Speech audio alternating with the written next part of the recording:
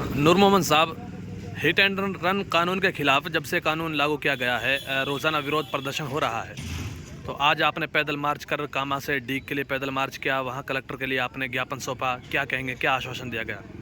जी, सबसे पहले तो मैं आपके चैनल के माध्यम से जितने भी व्यूवर्स हैं आपके और जितने भी हमारे ड्राइवर भाई इसको देख रहे हैं, मैं सबसे पहले तो सबका इस्तेमाल करना चाहता हूँ और दिल की गहराइयों से धन्यवाद देना चाहता हूँ।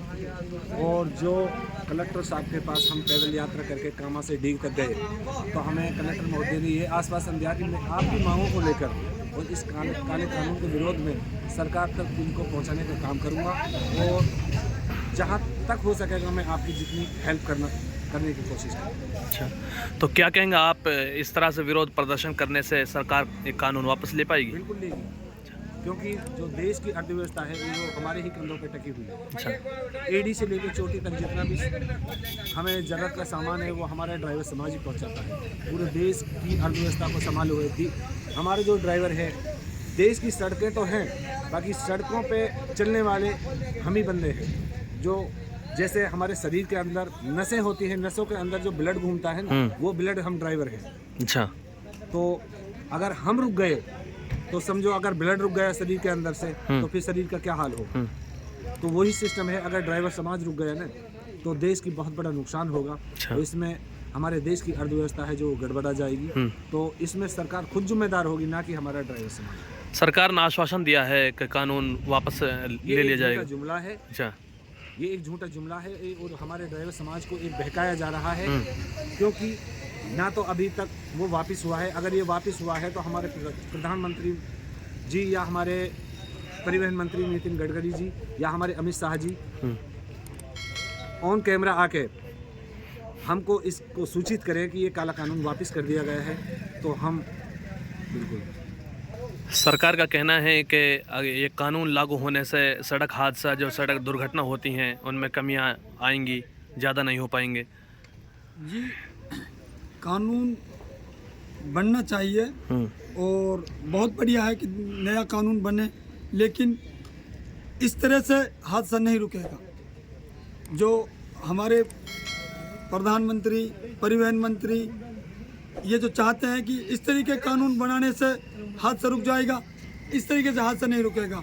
इस तरह से खुद ड्राइवर को फांसी के फंदे तक पहुंचाया जा रहा है। अच्छा, अगर बाई दी वे ड्राइवर से कोई एक्सीडेंट हो जाता है तो अगर उस जैसे हमारे सीनियरों ने बताया कि अगर ड्राइवर गाड़ी छोड़ के भागेगा तो 10 साल की सज़ा और 7 लाख का जुर्माना। ये नहीं होना चाहिए था इस तरीके से। अगर ड्राइवर वहाँ रुकता है, ड्राइवर से एक्सीडेंट हो जाता है बाई दी वे, तो अगर उसकी जब हेल्प करने के लिए उसको हॉस्पिटल तक पहुँचाए, उसमें थोड़ा इंटरफेयर करना था। अगर वहाँ ड्राइवर से बड़ा हादसा हो जाता है, ड्राइवर उसकी हेल्प कर रहा है, तो आम जनता उसके हाथ ना लगाए। हमने बहुत सी जगह देखा है कि हमारे जो बड़े व्हीकल होते हैं उन्हीं को ही दोषी ठहराया जाता है, उन्हीं के ड्राइवरों को मौत के घाट उतारा जाता है। इस तरीके से नहीं होना चाहिए। अच्छा, उनके खिलाफ भी कानून बनना चाहिए। तो क्या कहेंगे, इस तरह विरोध करने से कानून वापस हो पाएगा? देखो, हम गरीब इंसान हैं, हम हमारे प्रधानमंत्री और परिवहन मंत्री, हम इनसे क्या गुहार लगा सकते हैं? हम ऐसे ही अपनी दर्द पीड़ा को ऐसे आंदोलन करके ही तो गुहार लगा सकते हैं, और हमारे पास की है क्या? अगर सरकार अपने कानून वापस नहीं ले पाती है तो ड्राइवर किस हद तक आंदोलन करेंगे? मैं ये कहना चाहता हूँ कि प्रधानमंत्री ने अब से पहले इलेक्शन टाइम में हमें बोला था कि हर देश के नागरिक को 15-15 लाख रुपए दिया जाएगा। अगर प्रधानमंत्री हमें 15 लाख रुपए हमारे अकाउंट में डाल देती है और अगर हमसे कोई बड़ा हादसा हो जाता है तो 10 साल की सजा के लिए हम चले जाएं, 10 साल की सजा हो गई तो उन 15 लाखों में से कम हमारे बीवी बच्चे आराम से तो रहेंगे।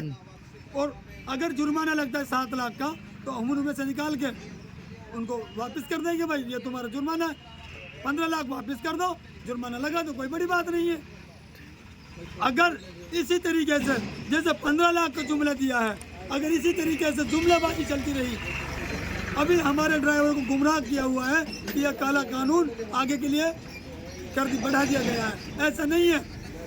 अगर बढ़ा दिया गया है या इसको रद्द कर दिया गया है तो खुद प्रधानमंत्री या परिवहन मंत्री मीडिया में स्पीच दे कि इस कानून को रद्द कर दिया गया है और ये रद्द होना चाहिए। हम 10-15 हज़ार रुपये कमाने वाले ड्राइवर कहाँ से 7 लाख रुपए देंगे? कहाँ से 10 साल की सज़ा भुगतेंगे। अगर हम 10 साल के लिए जेल के अंदर चले गए तो हमारे बीवी बच्चों को क्या हाल होगा, ये सोचने का विषय है।